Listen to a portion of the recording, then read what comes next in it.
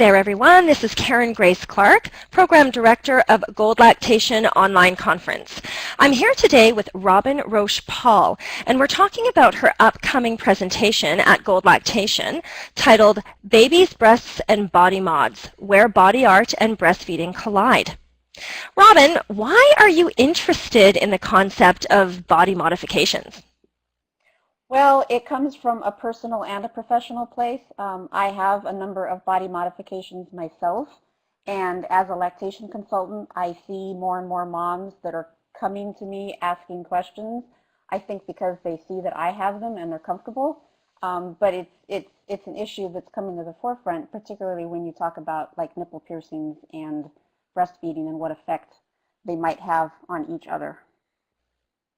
Very, very true. Yes, I find it very interesting myself. I have a couple of tattoos. They're really small, but I'm finding myself in this interesting place between really loving the concept of modifications and being horrified by some of them.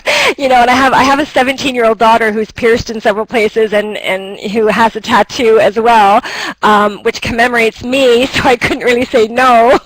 But yet she wants more all the time, and she wants to modify her body in more ways, and I'm you know, it's a difficult, as a mother, I find it's a difficult process to kind of support that all the time, you know, so it's a very interesting topic for sure. But let me ask you this, Robyn, what's trending right now in body mods, and why do you think body mods is such a big deal?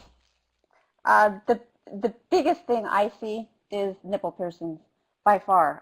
You get a lot of facial and oral piercings and that sort of thing, but for the mother that really doesn't affect breastfeeding so much. But nipple piercings, you know, they get them when they're young, and they aren't thinking about children, and then now they've got a baby and they know the benefits of breastfeeding, and they're like, okay, well, now can I do this? Or they are doing it and they've got milk everywhere, and there's all kinds of questions coming up. Or they're done having children and they have breastfed, and they still have questions about, you know, how is my previous pregnancies and breastfeeding going to affect the nipple piercings, you know, that I already have. So it is a big deal. There's a lot going on. There's a lot that people don't think about, and there needs to be answers and not just, oh, well, I heard this, and oh, well, I heard that, and a lot of misinformation out there because people think that piercings and tattoos and body modifications are, you know, what's done by sailors and bikers, and that's not the case. There's a lot of people out there that have them that you wouldn't have an idea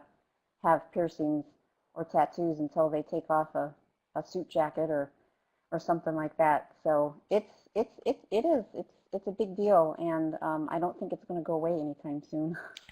Yeah, I would agree with you on that. I would agree with you on that. I know I'm definitely looking forward to this presentation a lot, and I'm really looking forward to the discussion that's going to happen afterwards, both in the question and answer and on our forums online, because I really am interested in what people have to say, you know, about why we modify our bodies and, you know, what that means and what the effects are on breastfeeding, if any. But let me ask you this then, okay? Do you think the concept of body modifications is foreign to the lactation community? And if so, does it matter? Yeah, I think it does, or I think it is foreign to the lactation community. A lot of the personnel that are in the lactation community are of the older generation, where this just wasn't done. Again, I kind of said earlier, it was the province of your sailors and your bikers and your lowlifes, and so just the whole concept of these pretty young women are going out and modifying their bodies, and why on earth would they do that?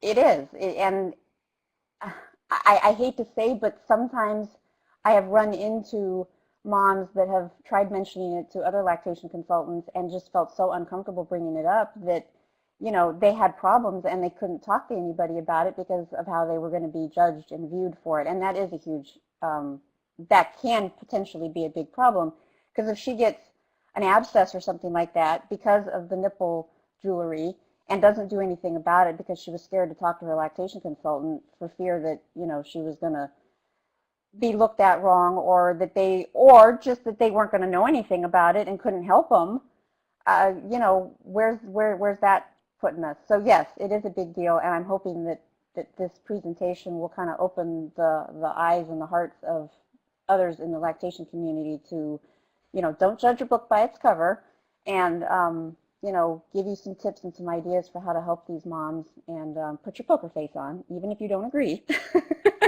Exactly. We are out there. We are among you, and we are not lowlifes. We're upstanding members of the community. We just happen to like to have our art on our bodies and not on our walls. I love that quote. I'm going to write that down. Say that again. Say it again. We just happen to love having art on our bodies and not on our walls. We just happen to love art on our bodies, not on our walls.